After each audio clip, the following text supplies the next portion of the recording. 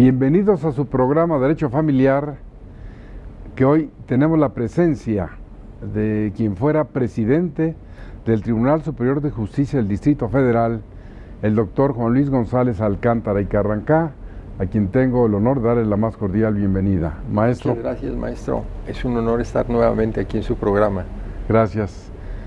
Ustedes lo han escuchado cuando nos acompaña el doctor Demetrio Cortés o el doctorando Fernando Sosa Pastrana, que hoy lamentamos su ausencia, uno porque anda todavía de vacaciones por Alemania y el otro por un nuevo trabajo, pero hoy con Juan González Alcántara vamos a tratar un tema fundamental para abogados, para quienes no poseen la ciencia del derecho, que ya usted vio enunciado en la pantalla, que lo aclaro un poco más.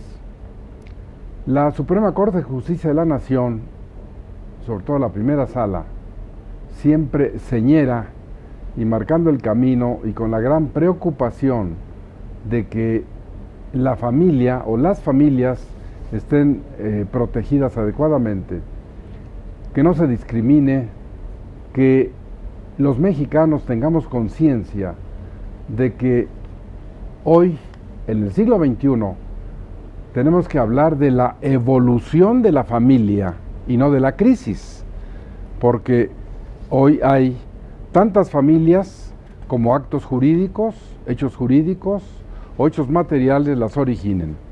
Frente a esta pluralidad de familias, se han presentado varias situaciones que nos llevan a saber que la Suprema Corte ha determinado, en contradicción de tesis, en jurisprudencia obligatoria e incluso ha emitido tesis aisladas en cuanto a que algunas normas de los 24 códigos civiles del Distrito Federal, que han separado el derecho familiar y que ahora se rige en esos 8 estados: Hidalgo, Zacatecas, Michoacán, Morelos, San Luis Potosí, Yucatán, Sinaloa y Sonora, con sus propios códigos, más el Código Civil Federal, que como ustedes saben tiene normas de derecho familiar que no se aplican en ninguna parte porque el derecho familiar es local. Pero la Corte ha dicho en forma tajante que algunas disposiciones de estos 24 códigos civiles, de los 8 familiares o del Código Civil Federal, son inconstitucionales. Para que nos aclare, para que nos diga, para que nos enseñe en esta materia el doctor Juan Luis González Alcántara, nos va a hacer primero este marco de referencia y luego vamos a entrar a las instituciones y a los detalles. Juanito, con mucho gusto, maestro. Bueno, yo creo que estamos viviendo una revolución en términos generales dentro del Poder Judicial y estamos viendo que los ministros, como usted lo señalaba muy claramente, tanto de la primera sala como del Pleno, cuando han tratado asuntos relacionados con la materia familiar, pues están redescubriendo esto que había quedado dormido y del cual usted ha sido un crítico permanente, que ha enseñado que hay una materia que hay que atender. Es más, para la mayoría de nosotros, el hecho de que estemos hablando del derecho familiar y que en este caso la Corte tenga tantas resoluciones en los últimos años, esta nueva composición de la Corte, nos ha permitido reflexionar hasta dónde hemos llegado o hasta dónde debemos llegar. Como usted bien señala, bueno, la Corte se ha ocupado de cuestiones importantes, como fue en su momento la parte correspondiente al divorcio encausado, la parte correspondiente a las leyes de sociedades en convivencia en sus distintas modalidades, algunas realmente como para escribir una obra digna de Kafka, como es en el caso de la legislación del estado de Jalisco, en donde hablan de la sociedad en convivencia que pueden establecer 2 o más personas, dándole entrada a las sociedades poliafectivas en términos generales que aquí hemos tocado en otras ocasiones, y otras entidades con un retraso de 15 años casi con relación a las modificaciones que hubo en el Distrito Federal, y que todos copiamos la legislación francesa del Pacto Civil de Solidaridad, pues se han declarado inconstitucionales por algunas cuestiones. Y yo recuerdo algunas ponencias de los ministros Olga Sánchez Cordero, José Ramón Cosío, el mismo ministro Saldívar, en donde han aclarado el rumbo que debe de seguir la legislación nacional para evitar la discriminación de la cual nosotros estamos comprometidos con toda esta interpretación que se ha dado de las resoluciones de la Corte Interamericana. No discriminar, no tratar distintas instituciones de manera diferente por las preferencias sexuales de las partes, y la Corte en la última resolución del día de ayer, que duró más de 3 horas el debate, en donde 9 ministros estuvieron de acuerdo y hubo un ministro disidente. Entendemos por qué su disidencia, sobre todo por su perfil político, de donde proviene, sus puntos de vista, pero la mayoría de los ministros, coincidiendo en lo esencial, consideraban que la legislación de Campeche era eminentemente discriminatoria por el uso perverso de ciertos conceptos que se tenían.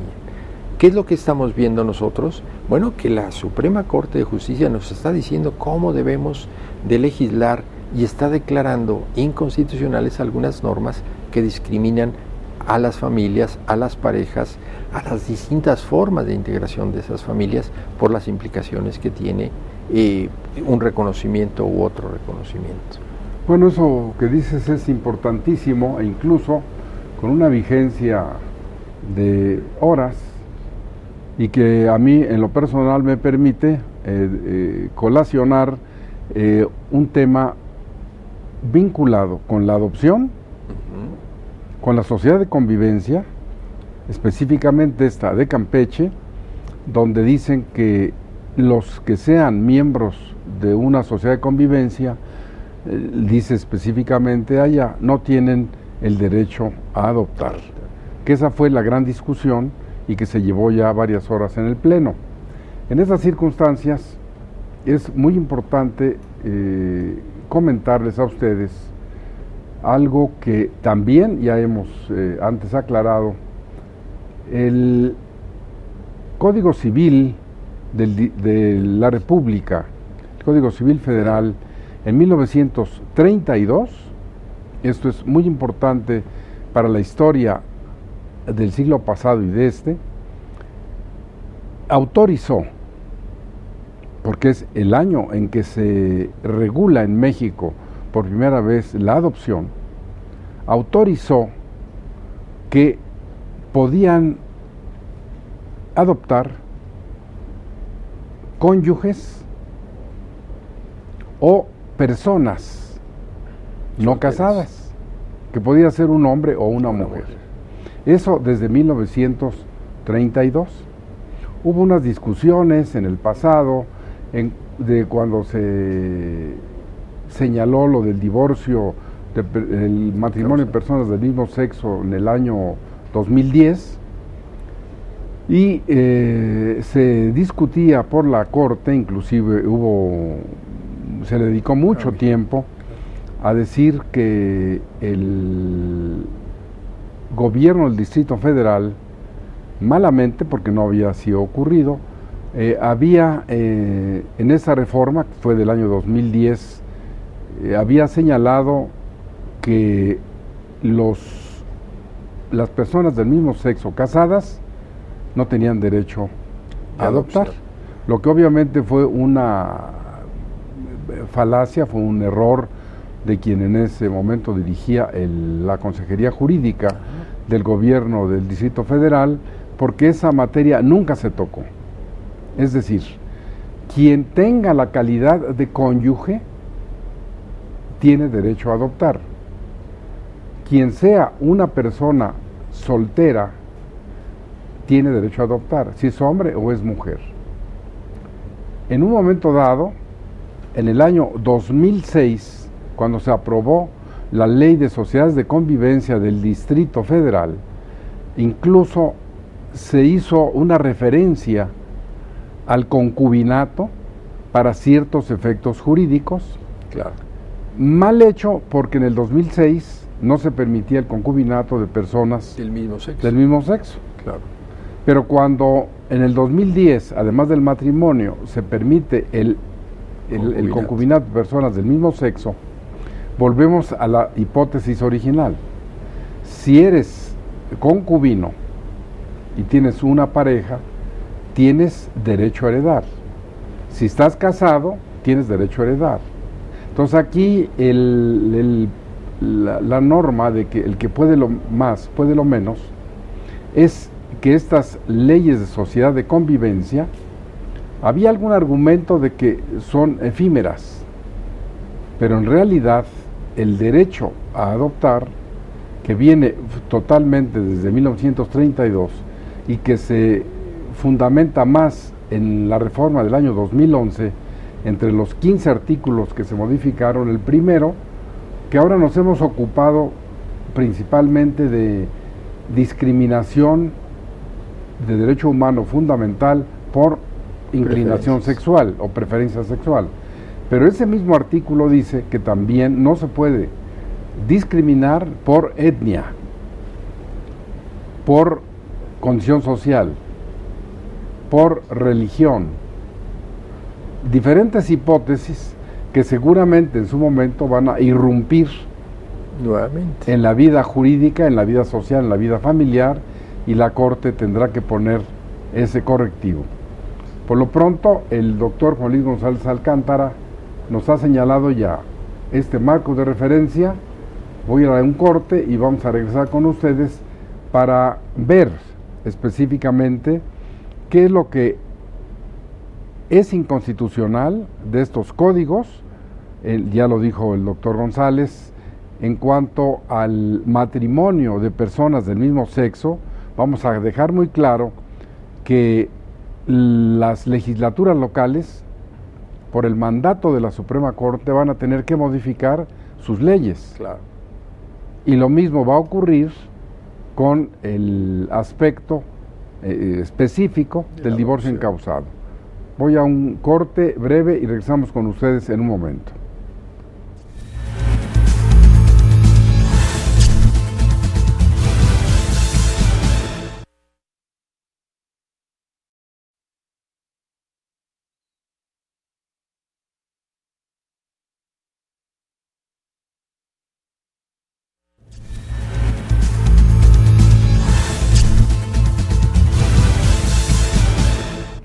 Si usted acaba de sintonizar el canal judicial, estamos hablando de un tema fundamental para el derecho familiar.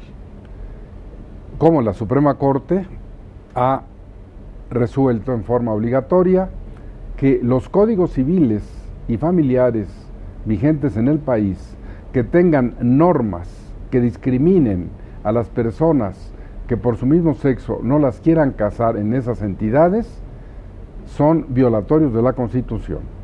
Y también el tema del divorcio encausado, que ahora regreso la palabra con el doctor González Alcántara para seguir en estas cuestiones. Yo creo que es muy interesante ver y repasar la historia. Usted siempre nos ha enseñado la importancia que tiene la historia, cómo los romanos resolvieron el problema de la infertilidad en un momento determinado mediante la institución de la adopción. Es decir, muchos emperadores romanos, muchos jerarcas, adoptaban a una persona cuando no tenían descendencia, a efecto de que continuara con los ritos, el culto familiar sí, y todas esas cuestiones, y el patrimonio estuviera en manos de alguna persona, etc. Nosotros vemos que cuando ya Marco Aurelio decide dejar como sucesor a su hijo, pues los romanos sufren las consecuencias de alguien que no merecía ser su sucesor. Durante muchos años los romanos no tenían inconveniente de la adopción de adultos mayores. Nosotros lo acabamos de reformar en el caso del Código Civil del Distrito Federal, y estuvo dormida la institución. Es hasta la Primera, Segunda Guerra Mundial, cuando hay muchos huérfanos, cuando se vuelve a ver y a presentar el problema de la adopción, cuando empieza a retomarse la institución de que pues un familiar va a adoptar a una persona en condiciones normales. Aquí en México pues no se veía bien la adopción, porque normalmente trataban de introducir a la familia al hijo que había tenido el señor fuera de matrimonio, y entonces se lo llevaba a la señora para que lo cuidara, y entonces decía no lo quiero adoptar. Pero como usted también apunta muy claramente, nosotros teníamos una institución de la adopción. Hablábamos de la adopción simple y de la adopción plena, la adopción de local y la adopción internacional, etcétera. Nosotros superamos ese problema y dijimos no, la adopción es es plena y ya no es revocable, no es de que no me gustó el niño y te lo regreso, o ya el niño no me parece que es o la niña ya no es la adecuada, etcétera.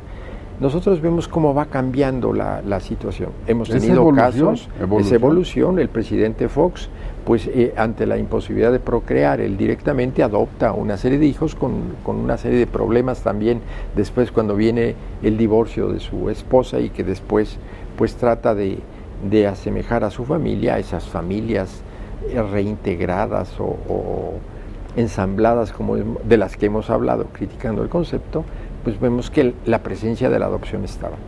Pero como usted también señala muy claramente, antes podía adoptar a una persona soltera, independientemente de su situación sexual, de las preferencias, pero siempre había esa connotación de que tenía que ser de buenas costumbres, que no hubiera...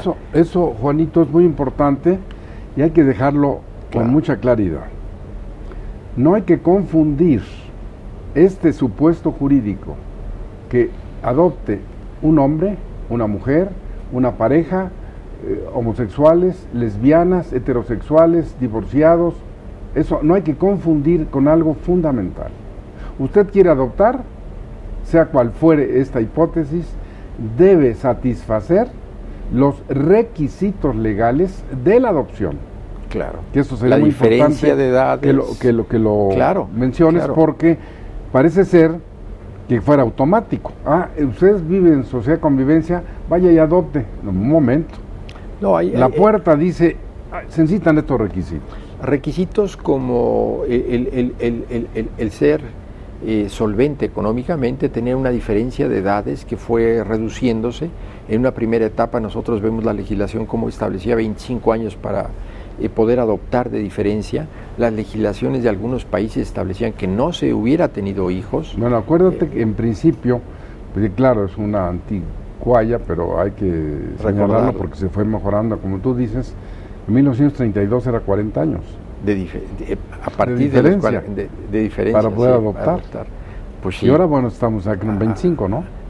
17 años es 17, la media. Pero además ahora, como bien lo nacional. señalas, y creo que en su momento habrá que dedicarle algún comentario, la adopción de mayores de edad capaces. Pero vamos a dejarlo, porque es muy importante esto de la inconstitucionalidad y los requisitos, ¿no? Para adoptar. Para adoptar. Desde luego se pedía pues que estuviera salud, que se sigue exigiendo. Se sigue exigiendo que tenga salud. Una persona no va a adoptar para que lo cuiden en sus años de vejez, en términos generales, sobre todo cuando hay esa diferencia, de que tenga solvencia económica, que sea de buenas costumbres, que no haya sido procesado por algún delito en un momento determinado por razones de violación, y todo eso, socioeconómicos, psicológicos, la salud, todo. Y que la persona pues, realmente lo está adoptando en presencia de un interés superior del adoptado, no del adoptante, que va a satisfacer sus instintos paternales o maternales según el caso, sino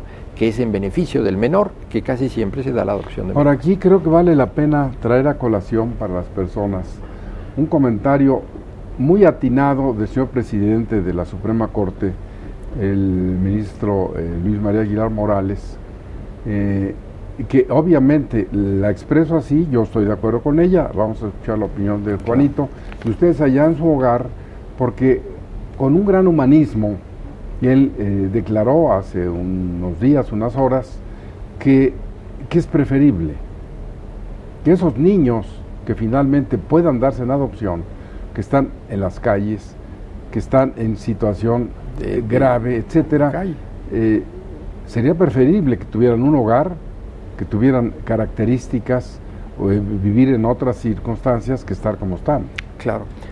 Nosotros tuvimos en el caso del Distrito Federal el primer caso de una adopción de una pareja de homosexuales. Primero estos jóvenes habían establecido... ¿Tuviste en la sala? Tuvimos en la sala, en la cuarta sala familiar. El juez de primera instancia negó la posibilidad de la adopción. Se trataba de una niña expósita que había sido abandonada con una deficiencia que nadie iba a interesarse en adoptarla, una niña no enfermita y todo eso. Entonces esas personas consideraron que pues podían hacer los trámites de la adopción, la escogieron, nosotros investigamos bien, tardó el proceso de adopción algún tiempo, le pusieron una nana desde el principio, la cuestión médica y todo eso, y la niña se integró muy bien a las dos personas que decidieron adoptarlas, además de que la familia ¿Dos hombres o dos mujeres? Dos hombres, fue la primera adopción de dos hombres. ¿Y ellos qué clase de unión tenían? Primero firmaron una sociedad en convivencia y después se casaron para poder adoptar hace 4 o 5 años. Es bien interesante, él era un funcionario de cierto nivel de un banco, y la otra persona era una persona que se dedicaba más bien a la parte artística, y la situación económica de los dos era bastante buena. La parte interesante fue la discusión de, bueno, ¿qué pasaría si uno de ustedes se muriera? ¿Qué pasaría si ustedes se divorciaran, se separaran? ¿Cómo quedaría la parte patrimonial de la niña? No, desde el principio nos dijeron, nosotros tenemos eso arreglado, hemos convenido en que la persona que se separe, pues le dejamos a fulano de tal, que es el que más convive con la menor. En la parte patrimonial hemos constituido un fideicomiso por si nos pasa algo a nosotros, los seguros de vida, etcétera. Entonces nos pareció que estaban las personas ya vislumbrando hasta en qué colegios iban a introducir a esta persona.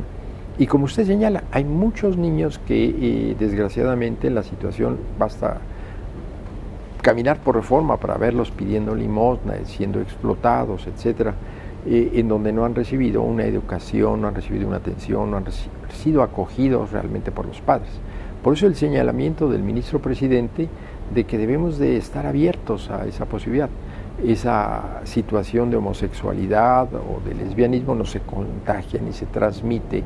Y nosotros tenemos resoluciones internacionales muy interesantes, el caso de aquella jueza chilena que le quitaron la custodia de sus hijas porque había decidido divorciarse de su marido, y la pareja mujer, que usted lo conoció el asunto cuando estaba en trámite todavía, sí. Recuerda. Pues nosotros hemos evolucionado y tenemos que entender que hay personas que pueden destinar parte de sus recursos, de su atención, de su cariño, sus afectos hacia un menor, que el menor el día de mañana tomará su camino y puede ser pues lo mejor en términos generales. No discriminarlos por razones de preferencias, razones religiosas, etc. La Corte ha señalado en sus últimas resoluciones aquellas aberraciones que había en estados como Sonora, en donde prohibían el matrimonio de mexicana con chino, por ejemplo, en donde había una prohibición por razones de raza que después copiaron las leyes del nacionalsocialismo, ¿no? Entonces, nosotros pues vamos cambiando, vamos evolucionando, y la Corte nos coloca en una situación en donde debemos de entender de que no debemos de utilizar terminología para separar y discriminar a las personas que quieran unir sus vidas. Por eso la resolución de la Corte, en el sentido de que el matrimonio de personas del mismo sexo está vigente en México, y los códigos que lo contemplen como de un hombre y una mujer, pues son instituciones que van contra los derechos humanos y que van lógicamente contra la Constitución. Creo que es muy importante esto que señala el doctor González Alcántara, porque además no podemos irnos a un corte sin dejarles a ustedes expresado con toda claridad la realidad de esta problemática. Se hace mucho escándalo, los medios abusan de estas noticias, da la impresión, por ejemplo, cuando se aprobó el matrimonio de personas del mismo sexo en el Distrito Federal, que fue en el año 2010, se dio la impresión como de que en el momento que se aprobara iba a haber miles de personas que iban a correr, de personas del mismo sexo que se iban a casar. Y la estadística del tribunal, sobre todo, del año 2010 al 2015, nos arroja, y ratificado por el INEGI, que se han celebrado 6,000 uniones de personas del mismo sexo en 5 años, 12,000 personas. Y el número de personas adoptadas es tan escaso, no es de cientos, no es ni de decenas, según el propio INEGI, que bien decía el doctor González Alcántara, y como lo señaló el señor presidente de la Suprema Corte, el ministro Luis María Aguilar, tenemos que ubicar esto en su exacta dimensión, en la realidad y en lo que queremos beneficiar a las personas. No se está abriendo la puerta a la adopción simplemente porque la gente quiera. Están los requisitos y aquí tenemos que considerar que es muy importante que cuando se otorga hoy la adopción ya es de carácter irrevocable, no es aquellas aberraciones en el pasado y que además nadie protestaba por ellas, cuando aparentemente todo era normal, y lo voy a traer a colación porque también es una información que impresiona. Hablaba el doctor González Alcántara de la adopción simple. ¿Y qué permitía la adopción simple? En ese momento, si usáramos la metáfora del interés superior del adoptante, le permitía al adoptante, escuchen ustedes bien lo que les voy a decir, que el adoptante pudiera casarse con su hija o su hijo adoptado. O, si no se quería casar con su hijo o su hija adoptada, la ley permitía que se casara con la descendencia biológica que hubiera tenido su hija o su hijo adoptado, en la adopción simple. Es hasta 1982 cuando se celebra el Tratado de la Paz en Bolivia, cuando se establece y se ordena, y todavía México se tardó, en que la adopción debía ser solamente plena. Claro.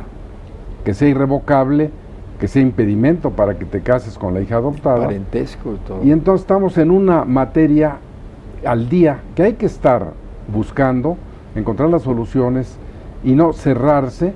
Afortunadamente tenemos una Suprema Corte progresista, tenemos una Suprema Corte del siglo XXI que está preocupada, en el caso concreto de nuestra materia, la tuya y la mía, que es el derecho familiar y el derecho civil, está cada día señalando, poniendo la pauta, y en el caso concreto, quisiera, Juanito, que regresaras a esta disposición donde la Corte ya dijo, por ejemplo, que la Constitución y el Código Civil de Colima son inconstitucionales en cuestiones de derecho familiar. Lo mismo el de Morelos y de todos los de la República. ¿Qué tienen que hacer las legislaturas locales? ¿Qué pasó en Colima en términos generales? Ellos hicieron esa separación entre el matrimonio y la unión conyugal. Civil, que le llaman unión civil. Unión civil. Sí. Y dijeron, y aparte la sociedad de convivencia. Aparte de la sociedad de convivencia. Entonces quisieron separar la posibilidad de un matrimonio para personas heterosexuales y la otra institución para personas homosexuales, prohibiéndoles desde luego la adopción al segundo grupo. Entonces el legislador indebidamente pues hizo esa separación y la Corte resolvió pues que realmente estábamos en presencia de una categoría sospechosa porque discriminaba por razones de las preferencias sexuales de las personas. Y entonces declaró inconstitucional la Constitución del Estado, el Código Civil y el Código de Procedimientos Civiles que establecían la regulación para esas instituciones. Pero ¿qué era lo que había pasado en el caso concreto de Colima? Recuerdo yo que se presentó una pareja que quiso casarse y la jueza desaplicó el Código Civil y los casó, y era una pareja homosexual, unión civil, argumentando el control de la constitucionalidad, que no está en manos de los jueces administrativos, sino que tiene que ser en manos de los jueces constitucionales. Pero independientemente hizo mucho ruido y entonces decidieron legislar para prohibir y dejar muy claramente la situación de esa separación entre un tipo de matrimonio y otro tipo de matrimonio. Habrá que recordar cuáles son las circunstancias. En Francia se aprueba la Ley de Sociedad en Convivencia, la modificación al Código Civil dentro de la institución. En México se habla del matrimonio de personas del mismo sexo, se pasa en la Asamblea, hay una revolución, se golpean en la Asamblea en el año 2002-2003, la legislatura no puede aprobarlo y es hasta después, cuando entra Alejandro Encinas, que se aprueba la Ley de Sociedad en Convivencia. Una legislación que no tocó la materia familiar porque la presión era muy fuerte dentro de ciertos sectores de la sociedad. Hay que recordar que teníamos un presidente que tenía una ideología que prevalecía, había una mayoría en el Congreso de ese grupo y en términos generales en la misma Asamblea no querían que se tocara el Código Civil. Y entonces se piensa en una legislación paralela de tipo administrativo en donde no fuera el juez del registro civil quien firmara y aceptara las uniones de convivencias, no, el subdirector jurídico de las delegaciones. Entonces dijeron, no, el Código Civil queda intacto, el matrimonio no lo tocamos, porque hubo una gran presión de la Iglesia Católica, básicamente de las iglesias. ¿Tú eras presidente del tribunal todavía en el año 2003? En el 2003 todavía era presidente. Que es cuando rechazamos este proyecto. Se rechaza el proyecto y después se presenta en la siguiente 2006. asamblea, en el 2006, ya con Alejandro Encinas, que es cuando se aprueba la Ley de Sociedades en Convivencia, que les da cabida y les da salida a un sector de la sociedad que estaba buscando cómo regular sus relaciones. Nosotros debemos de tomar en cuenta lo que ha dicho la Corte. ¿Por qué busca la gente contraer matrimonio o por qué firma esas sociedades en convivencia? En el caso francés se argumentó que por razones de nacionalidad, porque era una forma de obtenerla, por cuestiones de seguridad social, por cuestiones laborales, de pensiones y sobre todo por cuestiones sucesorias. Entonces las gentes no se casan, ahora vemos que hay una disminución en el número de matrimonios porque a los jóvenes no les interesa casarse, sino cuando ya empiezan a ver que los problemas económicos les alcanzan, entonces dicen, bueno, ¿cómo voy a quedar? ¿Cuál es la situación? Y nosotros tenemos, a diferencia de muchos países europeos, desde 1932 regulado el concubinato. Entonces nosotros suplimos esa deficiencia de que las gentes no se casaban y tenían una relación de concubinato.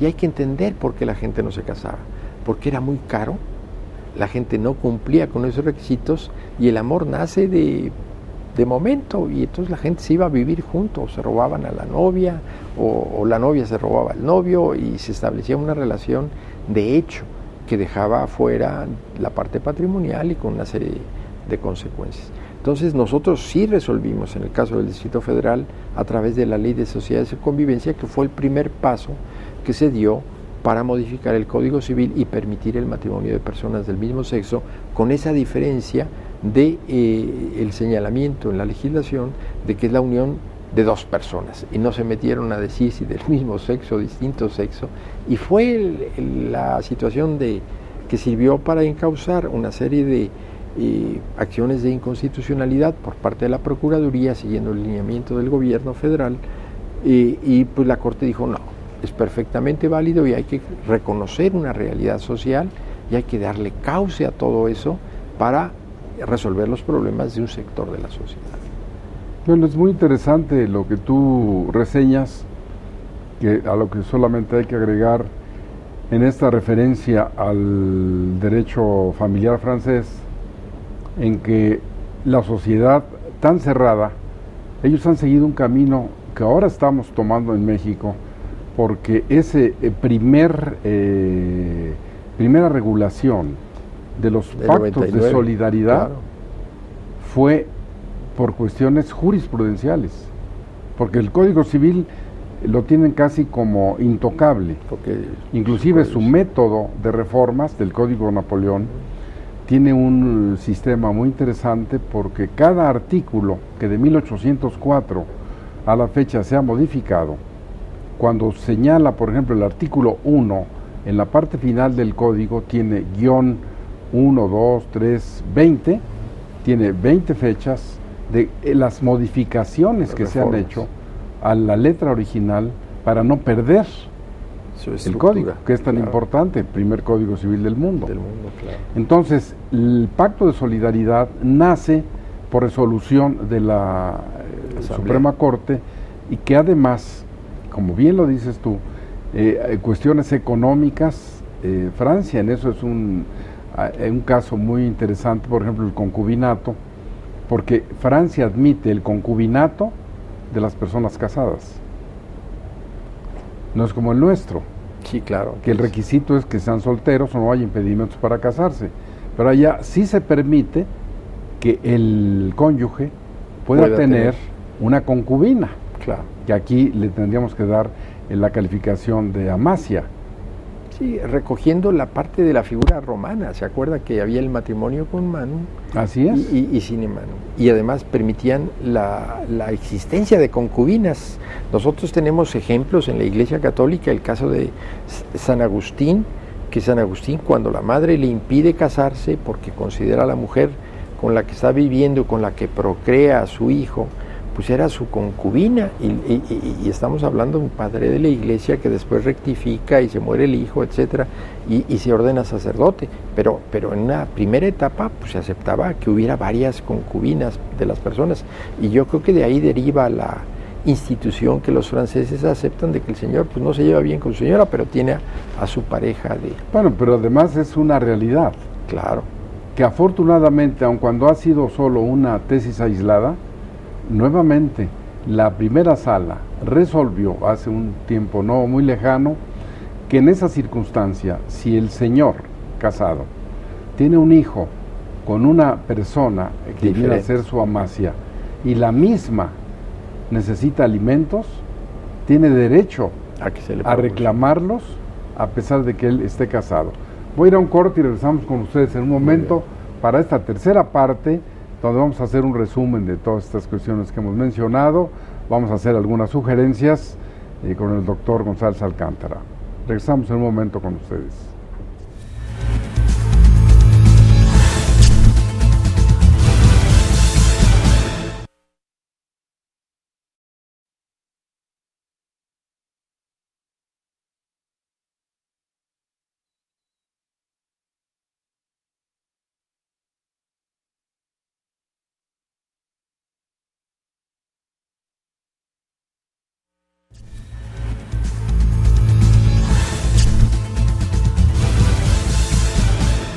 Años. Gracias por seguirnos recibiendo en su hogar. Le reitero, porque usted ve este programa, el mismo es una realidad. Estamos hablando de los graves problemas y que las legislaturas locales de todo el país deben poner toda su atención y sus expertos en modificar las normas de derecho familiar que están vulnerando los derechos de las personas.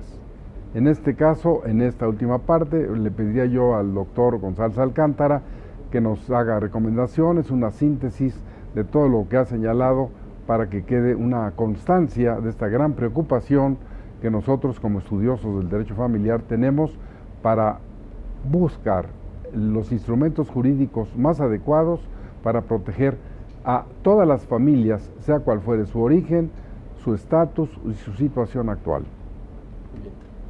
Yo creo que algo muy importante que hemos descubierto los mexicanos es que ahora las comunicaciones nos permiten estar enterados de lo que está pasando en otras entidades. Nosotros sabemos de movimientos muy fuertes que existen en algunos sectores de la sociedad para darle al traste con relación a los matrimonios entre personas del mismo sexo, la adopción de parejas también del mismo sexo, etcétera. Yo creo que las resoluciones de la Corte son muy claras, nos obligan al legislador a ponerse a estudiar y adecuar esas instituciones en sus códigos estatales. Corremos el peligro de que sigan declarando inconstitucional las normas y los congresos locales que pueden estar dominados por un grupo político determinado no entienden que estas resoluciones de la Corte nos obligan a todo y sobre todo la necesidad que tenemos de adecuar nuestro marco jurídico a las resoluciones que ha habido en la Corte Interamericana de Derechos Humanos. El derecho de familia, todas debemos de unificarnos, debemos de evolucionar, de cambiar. Las legislaturas locales no pueden imponer un criterio cuando la sociedad ha cambiado, ha evolucionado, y nosotros debemos de recordar que en una etapa primitiva de hace 200 años no se permitía el divorcio. Bueno, ya la situación religiosa la dejamos a un lado. Evolución de la familia. De la familia, son familias distintas. La gente veía mal a la persona que se divorciaba hace 40 años, es divorciada, como si hubiera habido un problema diferente, no permitía que, no, es que es divorciado el señor, ¿cómo te vas a casar con ella? Aquí cabe un comentario, Juanito, que es muy importante, que seguramente tú lo podrás hacer, de esta declaración de hace días del actual Papa, que inclusive el tema se va a tratar en el sínodo de octubre, claro, de que los divorciados no están excomulgados. No, es evolución de la familia, eso es lo que reconocimiento aceptar. De una realidad social. O sea, en una época diferente, el líder de la Iglesia Católica, el líder espiritual, se ha detenido y ha dicho, bueno, esas familias que están siendo restablecidas, no podemos dejarlas fuera de la iglesia, debemos de abrir nosotros la iglesia a todos, sobre todo a los hijos, porque los quita, ya no te dejo entrar a ti y porque eres divorciado, pues no voy a llevar a los hijos que voy a tener de una relación distinta. Pero, perdón, nomás era un comentario al margen, porque creo que es muy importante todo lo que ha señalado, y sería bueno enfocar estos minutos también a hablar de esta que ha sido fue una batalla muy importante. Yo fui de los más acérrimos contradicciones que señalé en el divorcio incausado, y que finalmente se ha impuesto la realidad, pero se ha dejado un poco fuera garantizar la parte patrimonial, todo lo que viene con esto, ¿no? Pero sería bueno mencionar algo sobre esto también de resolución de la Corte, de que los códigos de los estados ya no pueden pedir causales para divorciarse. No, ya nosotros vemos que ha sido declarado inconstitucional toda esa parte de las causales que tenían que acreditar las partes. Simplemente la voluntad de las partes establece la necesidad de aceptar el divorcio sin expresión de causa. Bueno, aquí creo que sobre todo porque la distinguida teleaudiencia, hay abogados, hay juristas, hay personas que no poseen la ciencia del derecho, pero no estamos inventando. Aquí en este caso la primera sala en esta resolución, que fue por mayoría de votos, la contradicción de tesis 73/2014, que fue propuesta por el ministro Arturo Saldívar Leo de la Rea, se refiere precisamente a que cuando se exige que se acrediten causales, se vulnera el derecho al libre desarrollo de la personalidad. Claro. Esto es muy importante y que debemos complementar nuestra preocupación de que no se exijan, de que es correcto así, pero sí que se garantice previamente el alimentos, convivencia, ¿no? Claro. Visitas, quién se queda con el hogar, exacto, la sociedad conyugal, claro. Todo eso, ¿no? Es muy toda importante. La parte patrimonial, desde luego debemos de verlo y pues tenemos un sistema imperfecto. Vemos que muchas personas deciden no divorciarse porque no saben cuál va a ser su situación después del divorcio, sobre todo el caso de las mujeres que se han dedicado al hogar, al cuidado de los hijos o que tienen una situación económica distinta.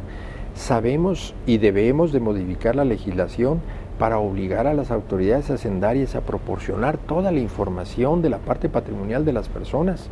Nosotros vemos cómo se ocultan los patrimonios de las personas para cuestiones fiscales, para eludir el pago de impuestos.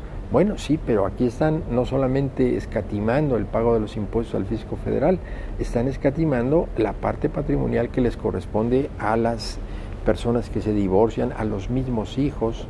Nosotros debemos de crear todo un sistema en donde se pueda el juez de lo familiar allegar de esa información que normalmente le niegan las autoridades registrales, las autoridades que tienen que ver con sus declaraciones patrimoniales. Vemos como todavía las empresas, los bancos, las instituciones financieras ocultan los ingresos de las personas para evadir el pago de impuestos. Me inspira tu reflexión a hacer un parangón con algo muy reciente que va a sonar utópico porque estamos hablando de derecho familiar y las familias, etcétera, pero hace muy poco se acaba de hacer un convenio entre el actual Instituto Nacional Electoral y el SAT para que ya no haya un secreto bancario, sino que en el momento de los candidatos electos o de los que estén en propaganda, los partidos, etcétera, el INE pueda solicitar directamente la situación financiera o fiscal de esas personas. Tuvimos una experiencia muy especial en el último proceso electoral, que finalmente el Instituto Nacional Electoral declaró pues que había ya se había acreditado el pago de aquellas cuestiones con relación de Monixgate, toda esa cuestión patrimonial. Yo creo que el Instituto Federal Electoral, los institutos electorales deberían de tener un mayor acceso a la parte patrimonial. Bueno, ya les dieron que es muy importante, pero mutatis mutandis, si lo llevamos a la parte familiar. Por ejemplo, que los jueces familiares pudieran de oficio solicitar. Develar el velo corporativo para saber quiénes son los accionistas solicitarle, de la empresa. solicitar, por ejemplo, al SAT en cuanto a la declaración, que no tuviera que ser esto tan complejo, ¿no? No, y además la parte societaria, maestro, porque usted demanda, y lo ve uno en los asuntos, demandan pues el pago de una pensión alimenticia, y el señor ya puso todas las empresas a nombre de su mamá, cuando la tienen, pero si no a nombre de la hermana, los hermanos aparecen como los propietarios. ¿Y él de qué vive? ¿El nivel de vida de dónde sale? No, es que le damos nosotros, le otorgamos nosotros. No, hay unos que dicen que viven hasta de la caridad. De la pública, caridad, ¿no? sí, que están con sus vales de viejitos o que viven de lo que les otorgan los programas sociales. Yo creo, Juanito, te voy a interrumpir porque el tiempo nuevamente, creo que la distinguida teleaudiencia espera, ha sido ya cotidiano, que les hagas recomendaciones, una síntesis, todos estos temas que hemos tocado, ¿no? Yo creo que una de las cosas más importantes es que nos dirijamos también a nuestros legisladores para exigirles las modificaciones y las adecuaciones a las normas para que cumplan con las resoluciones de la Suprema Corte, que no se hagan de la vista gorda, que cumplan con la función para la cual estamos pagando al legislador, que nos brinde nuevas normas, que nos brinden mejores normas, que la ley sea mucho más clara, que no sea rebuscada, que no sea para iniciados, para personas especialistas en las materias. Nosotros necesitamos también que no tengan que venir al Distrito Federal a contraer matrimonio, porque aquí se permite el matrimonio de personas del mismo sexo cuando en sus entidades, las vecinas del Distrito Federal, no quieren modificar su legislación porque lo consideran que es electoralmente pero ya no desfavorable. Es de querer. No tienen que hacerlo. Es inconstitucional sus normas. Desafortunadamente vemos la lentitud con la que opera en algunos sectores el aparato legislativo. Pues están incumpliendo, debemos de exigirles esa modificación, ese cambio. Los que estamos vinculados con la materia familiar, pues queremos una legislación más adecuada para la realidad social. La sociedad nos está demandando. La Corte durante muchos años, décadas enteras, no se ocupaba de cuestiones familiares, porque toda la materia familiar era privada. Los golpes, los trancazos era derecho civil y no lo saques porque no te metas ahí.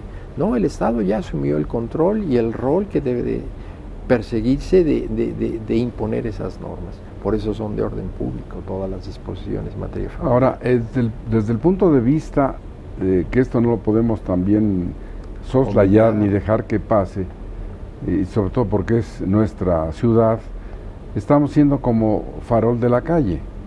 Porque estamos criticando a todos los estados de la República, estamos diciéndoles que si en Campeche, si en Colima, pero hay que voltear hacia adentro y ver cómo está el Distrito Federal. ¿Qué? No, hay muchas cosas que cambiar, hay muchas cosas que mejorar. Imagínate, los procedimientos son engorrosos, son cuando lentos. Tú fuiste presidente se nos fue la gran oportunidad histórica. Pues no había las condiciones políticas adecuadas, maestro. Hubiéramos podido hacer el código familiar, pero hoy, a 15 años, yo creo que es una pena. El mexicano merece esa legislación. Ahora, ¿cómo se administra? Tú que eres presidente, estás en la cuarta sala familiar, ¿están ustedes haciendo camino al andar? Porque pues no hay con normas. Muchas ¿Qué resoluciones. hacen?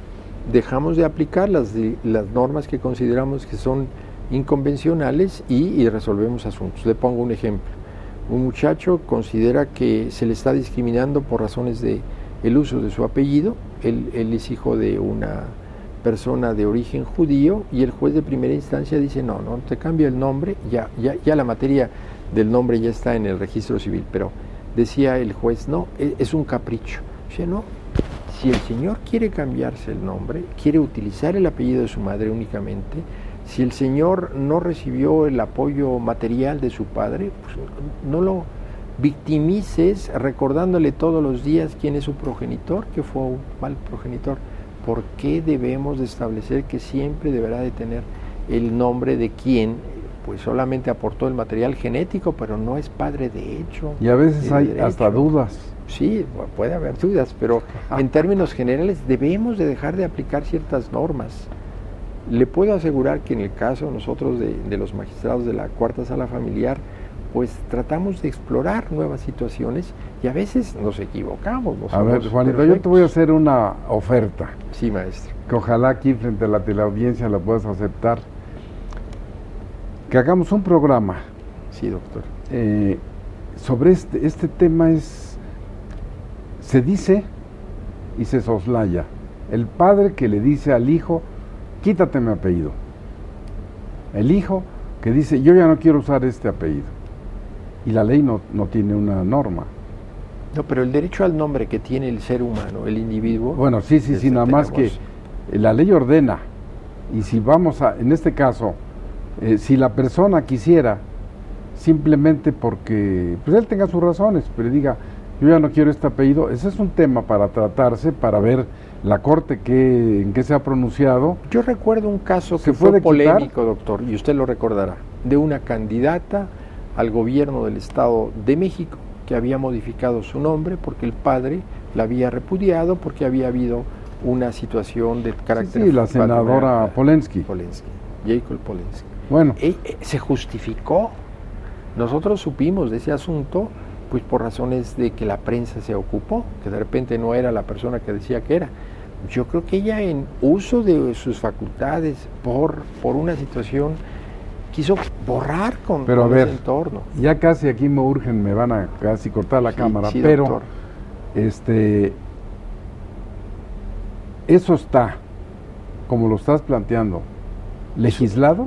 Es un derecho fundamental. No. Sí. No, que sea un derecho, pues sí, es un derecho. Derecho al pero hay normas de derecho positivo vigente que lo regulen, un procedimiento, un orden. Tenemos que modificar mucho. Por eso, entonces, ¿qué te parecería si trajeras, aparte a los magistrados que integran contigo la sala? Y lo entonces sería un privilegio tener 3 magistrados para hablar de esa materia. Sí, Juanito, muchas gracias. Gracias, doctor, por la invitación. Muy intempestiva la despedida, porque ya están con el tiempo encima de nosotros. Es un privilegio estar aquí. A ustedes muchas gracias. Recuerden que nos pueden ver en Cablevisión 112, en Sky 639, en Dish 731, las repetidoras locales de la televisión en el país, por internet en www.scjn.gov.mx, leer mi columna que se publica en El Sol de México y se reproduce en los 60 diarios de esta cadena, que tiene 70 10 deportivos, y como siempre, escríbanos, díganos qué temas, qué personajes, de qué quiere que hablemos, y lo hacemos con mucho gusto. Muchas gracias, doctor, Juanito, es un privilegio. y esperemos verlos en el próximo programa de Derecho Familiar.